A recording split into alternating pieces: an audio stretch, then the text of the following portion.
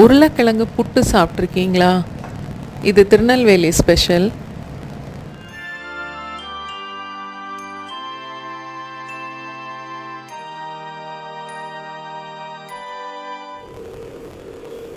உருளைக்கிழங்கு நல்ல பெரிய துண்டாக வெட்டினது 2 கப் அளவுக்கு.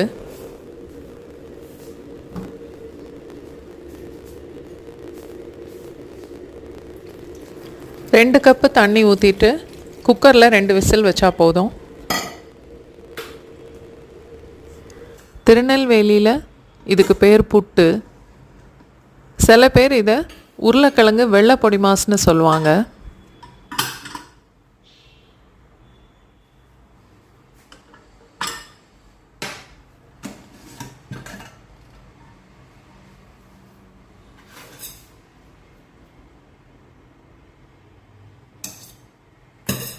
உருளைக்கிழங்கு நல்லா வெந்திருக்கு.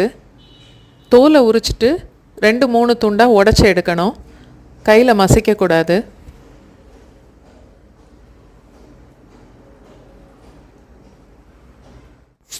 சேனல் சப்ஸ்கிரைப் பண்ணவங்களுக்கு ரொம்ப நன்றி.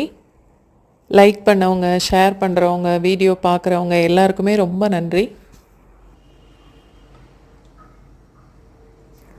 தாளிக்கிறதுக்கு 2-3 டீஸ்பூன் வரைக்கும் எண்ணெய், கடுகு 1 ஸ்பூன், உளுத்தம்பருப்பு 1/2 ஸ்பூன்,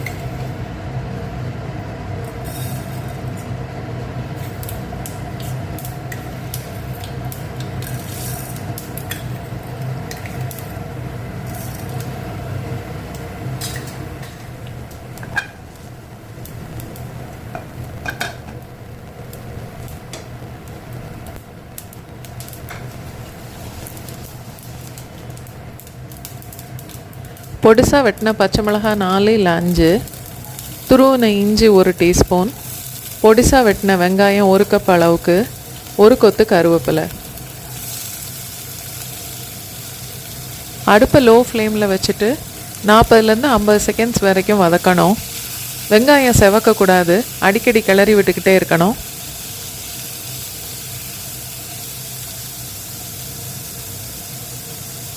உங்களுக்கு என்னோடய சமையல் பிடிச்சிருந்தா வீடியோவை லைக் பண்ணுங்கள்.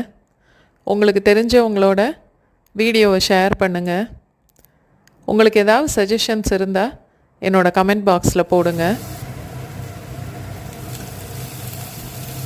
பெரிய வெங்காயத்துக்கு பதிலாக சின்ன வெங்காயத்தை பொடிசாக கட் பண்ணி சேர்த்தா இதை விட நல்லாயிருக்கும்.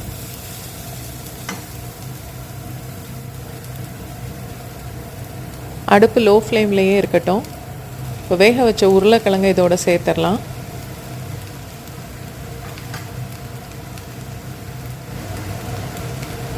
தேவையான அளவுக்கு உப்பு சேர்த்து நல்லா கிளறிக்கணும்.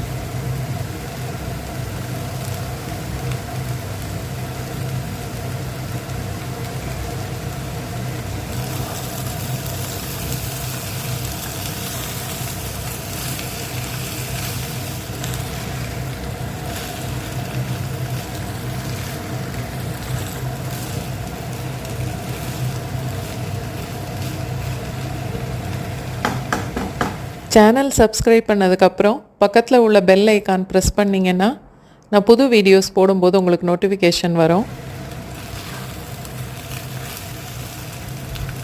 1 நிமிஷம் வரைக்கும் உருளைக்கிழங்கை நல்லா சேர்த்து வதக்கிட்டு அடுப்பை ஆஃப் பண்ணிடலாம். அடிக்கடி கிளறி விட்டுக்கிட்டே இருக்கணும்.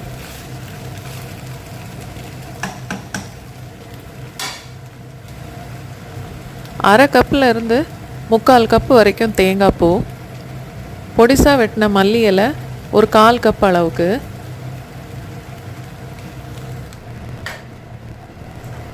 நிறைய வெங்காயமும் தேங்காயும் சேர்க்குறது தான் இந்த புட்டோட டேஸ்ட்டே நல்லாயிருக்கும். சாம்பார் சாதத்தோட, புளிக்குழம்பு இல்லை காரக்குழம்பு எல்லாத்தோடையுமே சேர்த்து சாப்பிட்றதுக்கு புட்டு ரொம்ப நல்லாயிருக்கும். நீங்களும் ட்ரை பண்ணி பாருங்கள்.